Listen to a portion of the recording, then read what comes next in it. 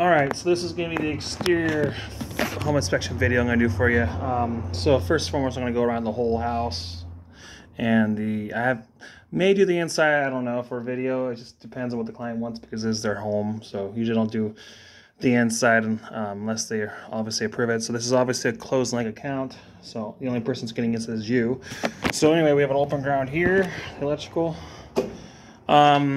This garage door operator is not working, obviously, but it's held up by the it's locked in place.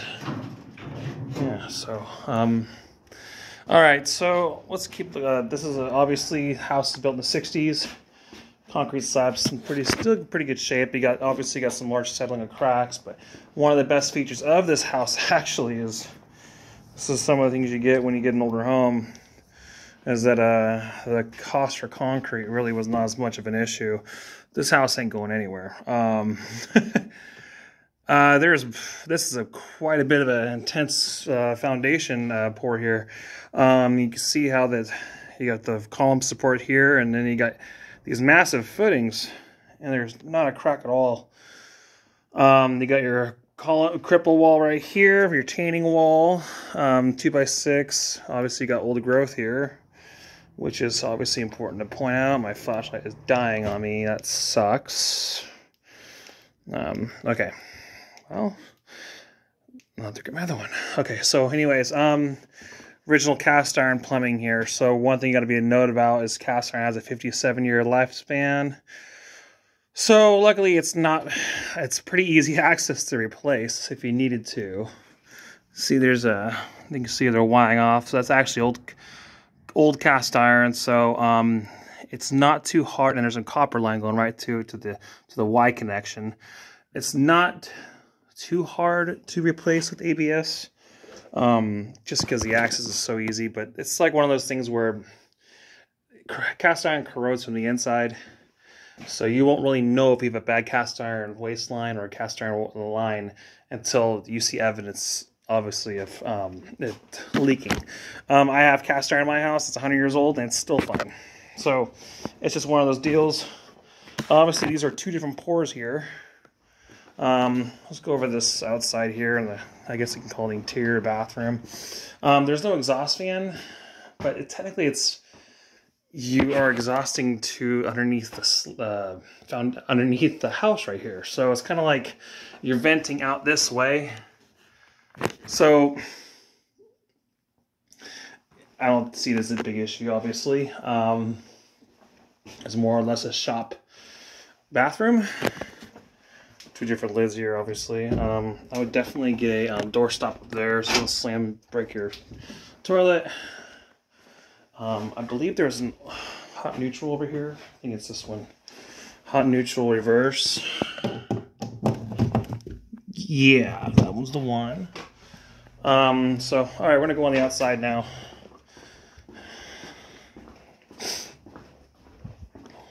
Okay, so right here, I'm gonna guess that this is original asbestos siding, just based on how how it are around the windows. Those are original windows, and they're not resided. So I'm gonna guess that's asbestos siding. It's not a bad thing, it's actually in really good shape. So people get freaked out over asbestos siding. It's only when you see it starting to corrode, and usually it's more of a dangerous thing when it's actually on the interior portion of your house versus the exterior. There's bad chemicals everywhere. That's why I tell people. So it's not worth trying to reside. If you're worth thinking about getting new windows, that's one thing. Obviously, it's a vinyl window up there, so that was put in later. That whole porch cover was most likely, obviously, that was done later than the house, just based on the siding, and obviously, you just tell it's a porch cover. So these 4x4s. You can see where they actually started to show movement from settling, and right here. However, they put this heavy 6x6s in right here that's tied into it, and that's really going to keep that from ever pulling away more on the footings. See, it's all tied to here. and that's the retaining wall. So there is no cracks either going from the 6x6s. So this is not really going to go anywhere. Gutters are in pretty bad shape. I would recommend getting some gutters too on this side. We're going to go on the roof in a second. I have to go up the other side. Oh, we're missing a center stringer here, so I'd recommend getting one right there. Going up. Overall, he got this deck was definitely done pretty good, though. I mean, honestly, you can see where they have tiebacks in here. Let me see. No, they're just there, right there. Okay, so you got the Z hangers, Simpsons, most likely the Simpsons Z hangers. Okay, let's go around here. And then we're gonna go jump on the roof. All right. I'm gonna jump on the roof, and then I'm gonna get the inside done. Okay, so obviously this fencing, you can either see how they're starting to go. A lot of times it's like the best way to fix a lot of it instead of trying to report is drive a steel stake and tie it to the 4x. Well, I'll just go just based on, you know, you get movement in the ground and you get the footing start to give away. So you tighten these. You gotta relax probably the gate. And then probably want to put a lateral brace across. So tie it up, go level, put a brace across. You might even have to take that one corner piece off because it's probably gonna be rubbing against the side of the fence. So, but other than that, I'm gonna go on the inside. Actually, yeah, we're gonna go on the roof now. So bear with me. You'll walk around. Oh, here's your shut off right here. Here's your water shut off. Overall, like I said, that, you know, this is definitely asbestos siding. I would believe this is a very common siding they've used, you know, back in this time, and it's in really good shape. Like I said before, you gotta get some gutters on this side. There's no fascia members there. It's just wow, there's actually, that's kind of funny. You see there's flashing, but there's no fascia. All right, good opening there. All right, we're gonna go jump on the roof now. Bear with me. I'm gonna walk all the way up and then try to turn the camera away so I don't get her in the camera. I already got approval that she's okay with it, so let's just go up. Oh yeah, there's some upheaving right there too, but oh, this is kind of cool. This is actually a good drain tile from your gutter downspout going. So this is all drained right here, this whole area. So it's kind of nice to see. Obviously you got some damage here in your staircase. Stringers are kind of damaged. No center stringer, I don't think, for that. Nope. Alright, let's go. Alright.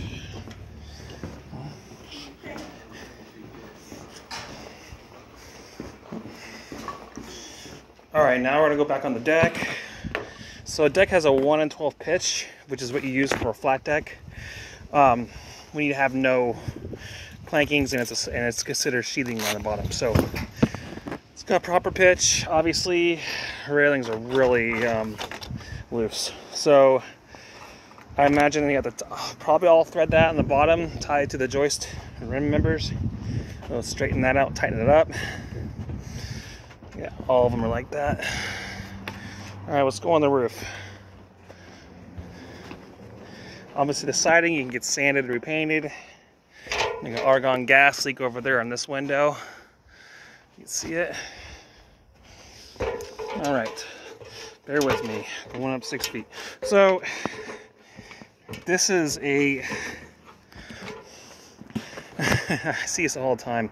This is not the kind of roofing, this is dimensional roofing, but you don't do it on anything less than a 3 in 12 pitch, but it's a patio cover. So I know, I'm pretty certain they didn't put an underlayment underneath it and then put this on top. So if you do it this way, you're supposed to roll asphalt, torch down the seams, and then do dimensional roofing over it.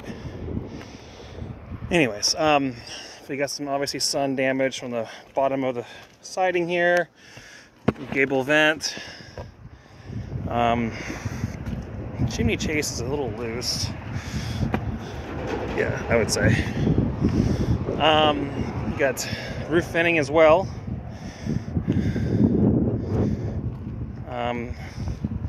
I would recommend just not even using this. We'll just get a mini ductless system versus swamp cooler. They're much cheaper and more energy efficient anyway. It's nice to see that though they have the drain line going right into the gutter, which is so often I see where the roofs get destroyed where they don't do that. Looks like they did, obviously, was disconnected, had some water damage on the roof. You're definitely gonna be needing a new roof soon. This is the stage where it will look like this. In about a year, it'll look twice as worse. So I would recommend when you do, probably replacing your plumbing jacks too. You can see the storm colors starting to go. There's your surface entry. Let's go on the other side here. Yeah, new storm colors, new pipe fence. So, like I said, you're definitely at the end of the life cycle of your roof. Something like this is probably a good 12 grand probably to replace. Just because dimensional roofing, you can't go right over it, and 3-tab roofing you can go right over it and then just replace the ridge point. But this kind you can't do that. So that is, other than that, I mean, hey, every roof has to get re-roofed. Doesn't matter how well the house was built. So, all right, well that is it with the exterior portion of the home inspection video, and I'll upload it right now.